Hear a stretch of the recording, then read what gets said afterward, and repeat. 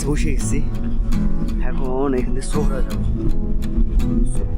আমি একটা জিনিস দেখছি আপনার কাশ্মীরে, হ্যাঁ কাশ্মীরে এটা দেখছি, কাশ্মীরের আসামে এখানে আপনার বাংলাদেশের মতো যখন আমরা কখনো কোনো মহিলা বা বয়স্ক কাউকে দেখলে যদি দাঁড়ায় ওনাকে টাকা দিয়ে দিই, কাশ্মীরে দেখতেছি।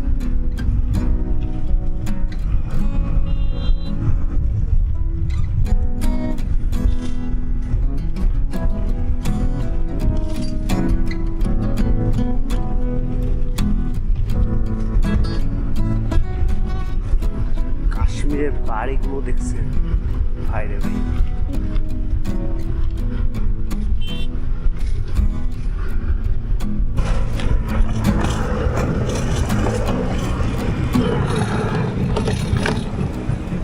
বুঝতেছি না কেন, মানে এইখানে সিস্টেমটা আমি এখনো বুঝতেছি না।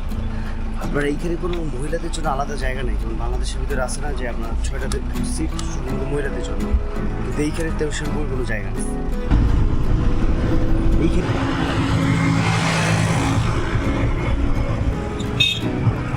তো ভাই এখন আমরা এসে পড়ছি, এটাকে বলে সোহরা।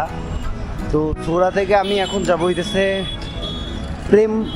পেরামপুরা মন্দির বা এই টাইপের কিছু একটা, প্রেমপুরা মন্দির বা কিছু একটা এরকম। তো চলেন ভাই যাওয়া যাক।